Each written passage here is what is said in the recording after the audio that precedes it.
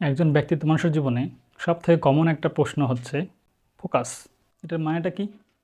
মানেটা হচ্ছে লক্ষ্যের উপর কতটুকু আসলে অবিচল থাকা যায়। লক্ষ্য বলতে আমি শুধু একটা জীবনের লক্ষ্য সেটা বোঝাচ্ছি না, যে কোনো কাজের প্রতি, যে হ্যাঁ আমি এই কাজটা শুরু করছি, আমি এই কাজটা করে ছাড়বো বা এই কাজটা আমাকে করতে হবে। তো এই বিষয় নিয়ে কিছু বলার জন্য আসছি আর কি। আশা করি সম্পূর্ণ ভিডিও না টেনে দেখবেন।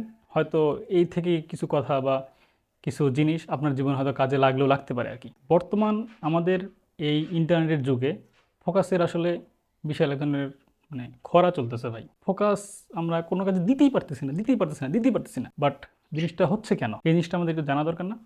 অবশ্যই জানা দরকার। তো সর্বপ্রথম যে জিনিসটা সেটা হচ্ছে সোশ্যাল মিডিয়া। সোশ্যাল মিডিয়ার কারণে যে জিনিসটা হচ্ছে আর কি, যে আপনি বারবার স্ক্রল করতেছেন, এতে করে জিনিসটা হচ্ছে কি, যে আপনি যদি 2 ঘন্টা একটা মুভি দেখেন মোবাইলে বা ল্যাপটপে, ওইটাতে আপনার যে পরিমাণ ক্ষতি হবে, আপনি 2 ঘন্টা যদি সোশ্যাল মিডিয়া স্ক্রল করেন, ডাইনামিক জিনিস দেখেন, একবার গান দেখতেছেন, একবার নাটক দেখতেছেন, একবার মুভি দেখতেছেন, বিভিন্ন এন্টারটেনমেন্টের জিনিস দেখতেছেন, এইটা আরো বেশি ক্ষতিকর। কেন ক্ষতিকর?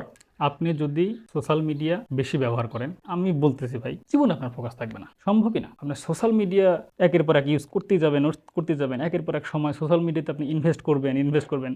আর আপনি যদি ভাবেন যে না আমি ফোকাস বাড়াবো, ফোকাস ধরে রাখবো, এটা আসলে কোনো পসিবল না ভাই। কেন পসিবল না বলতেছি, সোশ্যাল মিডিয়া ইউজ করার কারণে কেন আপনার ফোকাস এতটুকু ডাউন হচ্ছে, এত দিন দিন কমে যাচ্ছে, আপনার প্রোডাক্টিভিটি কেন এত কমতেছে? তো এটার মেইন কারণ হচ্ছে, আপনারা হয়তো ডোপামিনের নাম শুনছেন, ডোপামিন হরমোন। এটা কি করে? এটা আমাদের হাসি খুশি চিত্ত বিনোদন, আমাদেরকে সজাগ কোনো কাজে প্রফুল্ল রাখতে সাহায্য করে। আপনি যদি সোশ্যাল মিডিয়াতে সারাক্ষণ শুধু স্ক্রল করতে থাকেন, এতে কি হবে? আপনার ডোপামিন ওভারডোজ হয়ে যাবে। তখন দেখা যাবে সোশ্যাল মিডিয়া বাদ দিয়ে অন্য কাজ করতে গেলে ওই সোশ্যাল মিডিয়াতে যতটুকু পরিমাণ ডোপামিন রিলিজ হতো, অন্য কাজে তত পরিমাণ ডোপামিন রিলিজ হচ্ছে না। ফলশ্রুতিতে কী হবে?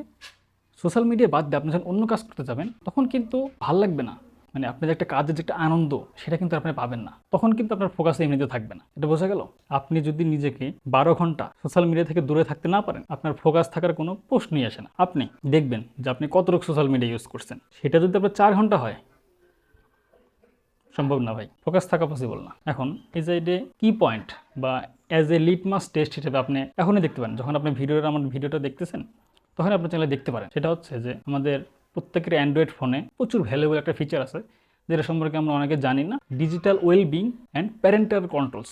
এটা আপনার 5,000 টাকার অ্যান্ড্রয়েড ফোনেও আছে, আবার আপনি মনে করেন যে 1 লাখ টাকার অ্যান্ড্রয়েড ফোনেও আছে। তো এর ভিতরে গেলে আপনি নিজেই চেক করতে পারবেন যে আপনি কোন অ্যাপ কতক্ষণ ধরে ইউজ করছেন, কত সময় ধরে।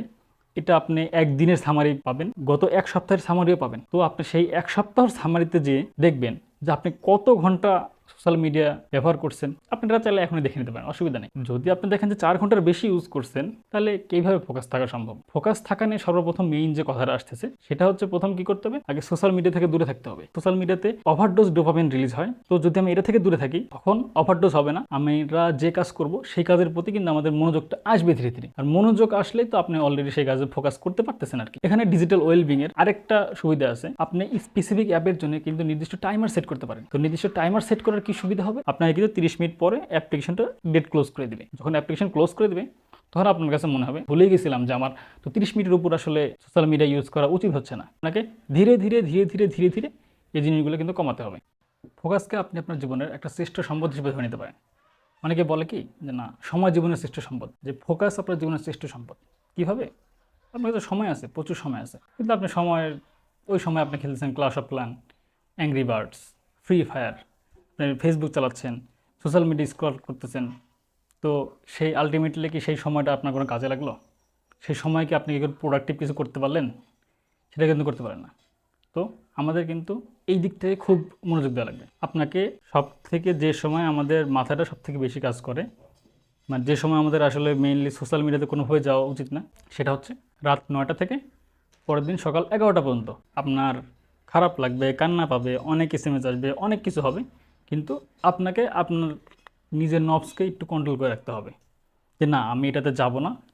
আপনি কয়েকদিন চেষ্টা করেন, আপনার নিজের পরিবর্তন আপনি নিজেই বুঝবেন। ফোকাসের সাথে আরেকটা জিনিসটা রিলেটেবল বলতে গভীরভাবে রিলেটেবল, সেটা হচ্ছে আপনার দম, আপনার স্ট্যামিনা। আপনি চেষ্টা করেন আপনার নিজের স্ট্যামিনা বাড়ানোর। আপনি ফোন বা ইলেকট্রনিক্স ডিভাইস থেকে চেষ্টা করেন যে ফিজিক্যাল ওয়ার্ক করার, নিজের কাজ করার। এটা গবেষণা প্রমাণিত হয়েছে যে আপনার দম যতটুক বাড়ে, আপনার ফোকাসের ক্ষমতাও সেই সমানুপাতে হারে বাড়ে। আপনার দম যতটুকু কমে, আপনার ফোকাসের ক্ষমতাও কিন্তু সেই সমানুপাতিক হারেই কমে। আপনার দম কতটুকু, স্ট্যামিনা কতটুকু, এটার জন্য একটা লিটমাস টেস্ট আপনি করতে পারেন। কীভাবে করতে পারেন? গ্রাউন্ড ফ্লোর থেকে আপনাদের ছাদে যাইতে আপনি এক দৌড়ে আপনি আগে কতটুকু যেতে পারতেন, এখন কতটুকু যেতে পারতেছেন, আর পরে কতটুকু যেতে পারতেছেন। এটার ফলে আপনি একটা জিনিস দেখতে পারবেন যে আপনার দম যে হারে কমছে, আপনার সকল প্রোডাক্টিভ কাজে ফোকাসের পরিমাণ কিন্তু সেই হারে কমছে। এটা কিন্তু অনেক বড় রিলেটেবল হয়ে যায়। এটা এখানে একটা জিনিস দেখা দরকার যে আমরা ফোকাস বাড়াবো নাকি যে জিনিসগুলো আমাদের ফোকাসকে নষ্ট করে দিচ্ছে সেগুলোকে থামাবো। আমরা ফোকাস বাড়াতে গেলে হয়তো আমরা অনেক টিপস ট্রিক্স সেগুলোতে অ্যাপ্লাই করতে পারি, কিন্তু আপনি যদি ফোকাস আপনার কোন জিনিসটা কমাচ্ছে সেটা যদি আপনি ঠিকমতো না ডিসাইড করেন, সেটাকে যদি আপনি প্রিভেনশন না দেন, তাহলে কিন্তু আপনি আলটিমেটলি ফোকাস বাড়িয়ে কোনো লাভ নেই, আপনার কিন্তু ফোকাস কমতেছে। যদি আপনি প্রিভেনশনটা দেন যে আমার ফোকাস কোন জায়গা থেকে কমতেছে সেটাকে আমি বন্ধ করবো, তখন দেখবেন যে আপনার ফোকাস কিন্তু অটোমেটিক্যালি বাড়তেছে। তো এখানে first of all social media, phone, এগুলো কিন্তু অনেক বড় একটা ইফেক্ট করতে। শারীরিক পরিশ্রম করতেছেন না, আপনি শুধু মানসিক পরিশ্রম করতেছেন। সেই সাথে সেই মানসিক পরিশ্রমগুলো কী হবে, সেই ফোনের মাধ্যম দিয়ে, সেই ল্যাপটপ স্ক্রিন, ইলেকট্রনিক ডিভাইসদের মাধ্যমে। তো নর্মালি আপনার ফোকাস থাকবে না, এটা স্বাভাবিক। তো এই জিনিসগুলোকে শেষ করা হবে। তো কি পয়েন্ট কী বলছিলাম, অন্তত ন্যূনতম হলেও 12 ঘন্টা সোশ্যাল মিডিয়া থেকে সম্পূর্ণ দূরে। কোন সময়টা হতে পারে? সবথেকে বেশি হলে ভালো হয় রাত 9টা থেকে সকাল 11টা পর্যন্ত। আপনি বাদ বাকি সময়ের ভিতর সোশ্যাল মিডিয়া ইউজ করবেন, কিন্তু সেটা যেন কোনোভাবেই যেন সর্বোচ্চ 4 ঘন্টার উপরে না যায়। এই জিনিসগুলো কিন্তু আমাদের সবসময় মাথায় রাখা দরকার। এই জিনিসগুলো আমার বিশ্বাস আপনি বেশি না 1 মাস চেষ্টা করেন, তারপর দেখেন যে আপনি নিজের পরিবর্তন নিজেই বুঝতে পারবেন। এরকম আরও বিভিন্ন ধরনের কথাবার্তা আমার চ্যানেলে পরবর্তীতে আসবে ইনশাল্লাহ। এই ভিডিও দেখে আপনার যদি কিছুটুকু মনে হয় যে আমার কিছুটুকু উপকার হয়েছে, তো অবশ্যই আমার জন্য দোয়া করবেন, চ্যানেলটিকে সাবস্ক্রাইব করবেন, শেয়ার করবেন এবং অন্যদের জানার সুযোগ করে দিবেন। অন্যদের জানালে নিজের আসলে কিছু কমে না ভাই, অন্যদের জানালে নিজের আরও বাড়ে। সবার প্রতি শুভকামনা রইল। আসসালামু আলাইকুম।